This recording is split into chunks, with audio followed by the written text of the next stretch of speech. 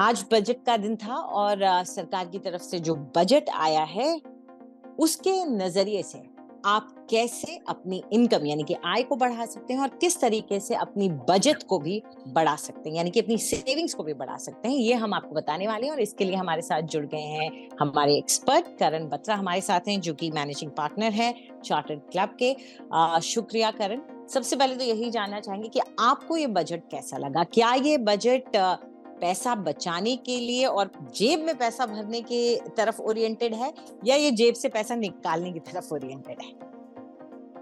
काफी surprising budget था। मतलब काफी नई चीजें आई इन टर्म्स ऑफ कि पैसा बचेगा या नहीं बचेगा। बहुत सारे लोगों का पैसा बचेगा।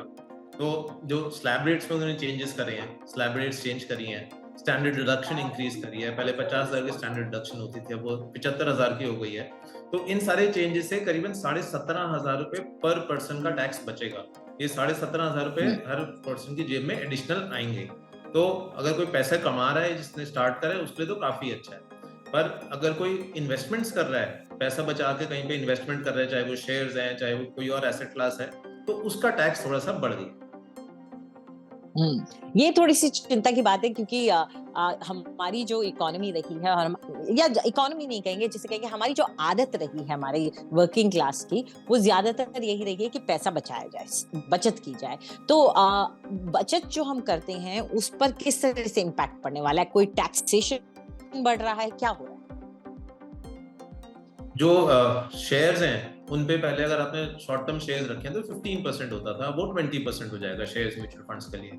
सिमिलरली अगर आपके लॉन्ग टर्म है कि आपने 1 साल से ज्यादा रखे हैं शेयर्स म्यूचुअल फंड, तो पहले 10% का टैक्स होता था, वो 12.5% हो जाएगा। तो उन्होंने शेयर्स पे, म्यूचुअल फंड्स पे जो गेन्स आ रहे हैं उस पर टैक्स बढ़ा दिए। पर एक चीज अच्छी जो करी है, जो कम करा है, कि गोल्ड पे कस्टम ड्यूटी कम कर दी है। पहले करीबन 14% की कस्टम ड्यूटी होती थी गोल्ड, प्लैटिनम, सिल्वर। अब ये सब कम हो गए, करीबन 6% हो गई अप्रोक्सीमेटली। तो इससे प्रैक्टिकली जो गोल्ड का रेट है, जो 10 ग्राम गोल्ड का रेट है, वो करीबन 5,000 रुपए कम हो गया है। मैंने मार्केट में चेक करा ज्वेलर से, उन्होंने 5,000 रुपए का रेट कम ऑलरेडी कर दिया है। और हो सकता है थोड़ा सा रेट अभी और भी कम हो जाए, क्योंकि जब तक मार्केट रिएक्ट करती है थोड़ा सा टाइम लग जाता है। बहुत बढ़िया। तो इसका मतलब मैं तो आज डेफिनेटली गोल्ड का ऑप्शन एक्सप्लोर कर सकती हूँ। लेकिन ये एक अच्छी बात है कि आपके पास एक नया इंस्ट्रूमेंट, जो कि अक्सर लोगों को लगता है कि मेरे ख्याल से गोल्ड एक ऐसा इंस्ट्रूमेंट है सेविंग का या इन्वेस्टमेंट का, कि या तो बहुत छोटा छोटा लोग करते हैं कि जो थोड़ा थोड़ा खरीद लिया, महिलाएं कर लेती हैं, या फिर जो करते हैं वो सीधा गोल्ड को एक इन्वेस्टमेंट पर्पस की तरह करते हैं। तो ये कहीं ना कहीं मौका हो जाएगा लोगों के लिए गोल्ड को भी एक्सप्लोर करने का। बल्कि मैं तो, अगर यहाँ मैं एक टिप्पणी करना चाहूँ, मैं तो ये कहूंगी कि अगर आपके एनुअली 17,500 बच रहे हैं, तो उसका क्या करें? उसको कहीं ना कहीं तो लगाना ही है। तो क्यों नहीं आप अभी अभी अगर गोल्ड में गिरावट देख रहे हैं तो उसे लगा सकते हैं। लेकिन आप क्या एडवाइस करेंगे कि अगर मेरे 17,500 बच रहे हैं साल के, तो मैं उसको क्या करूं, किस तरीके से बचाऊं, कहाँ उसकी इन्वेस्टमेंट करूं, क्या तरीका सबसे सही रहेगा?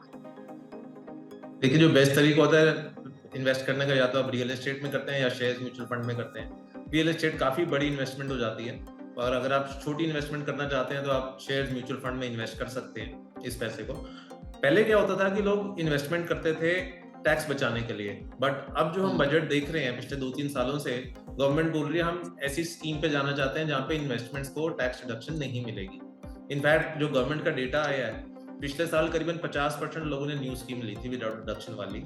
इस साल 67% ली है, और इस साल गवर्नमेंट ने फिर से ऑल इंसेंटिव्स दे दिए न्यू स्कीम को, तो और भी ज्यादा लोग न्यू स्कीम पे ऑप्ट करेंगे।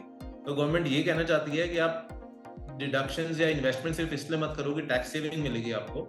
आप सोच समझ के राइट फॉर्म ऑफ इंस्ट्रूमेंट में इन्वेस्ट करो, जो आपके लिए सही है, जो सेफ है, जिसमें रिटर्न भी ज्यादा आता है।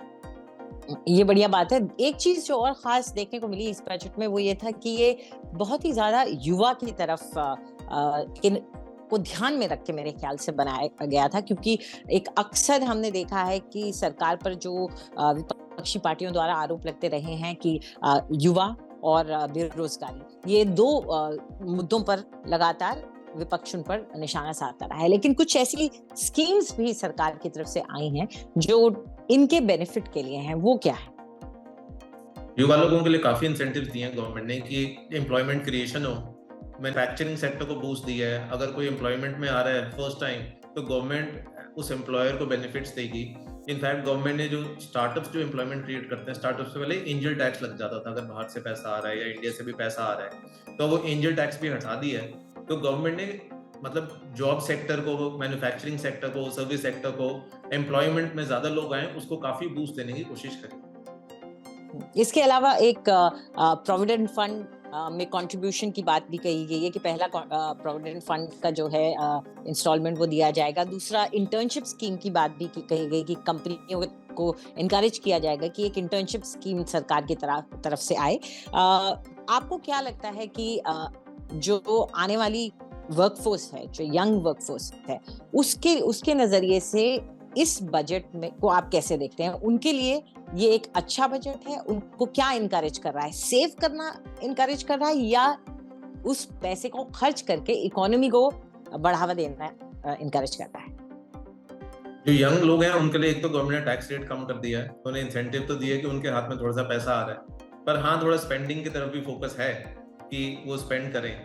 काफी चीजें सस्ती भी की गई हैं तो एज टू इनवाइट पीपल की वो स्पेंड करें। जैसे मोबाइल फोन्स हैं, mobile phones, yes, mobile phone सस्ते हो गए हैं और आजकल जितने भी हम युवा लोग देख रहे हैं वो गोल्ड या शेयर्स में कम इन्वेस्टमेंट करना चाहते हैं। वो a large percentage is on spent on mobile phones या वो ट्रैवल पे खर्च कर देते हैं। बैंक के पास डिपॉजिट्स नहीं आ रहे हैं। एक और चेंज जो हमने देखा है कि बैंक के पास डिपॉजिट्स नहीं आ रहे हैं। लोग या तो शेयर म्यूचुअल फंड में इन्वेस्ट कर लेते हैं या स्पेंड कर देते हैं, मोबाइल ले लेते हैं, घूमने चले जाते हैं। तो उस हिसाब से लोग थोड़े स्मार्ट भी हो रहे हैं कि उन्हें पता है कि कहाँ कैसे इन्वेस्ट करना है। ठीक, ये भी एक चॉइस होती है, जिसका पैसा है उसकी मर्जी है वो क्या करे। और हर एक एक्शन का अपना एक बेनिफिट भी होता है, एक नेगेटिव भी होता है। अगर खर्चा करते भी हैं युवा तो उससे भी एक तरीके से स्पेंडिंग अगर आपकी बढ़ रही है तो वो पैसा इकोनॉमी में ही घूम रहा है, तो कहीं ना कहीं उसका असर तो देखने को मिलेगा ही। लेकिन अगर युवाओं में अगर बचत की भी आदत है तो वो भी अच्छा है, क्योंकि लॉन्ग टर्म में उनको बहुत फायदा मिलेगा, उनका ओल्ड एज सिक्योर हो जाएगा और वो एक कॉर्पस क्रिएट कर पाएंगे।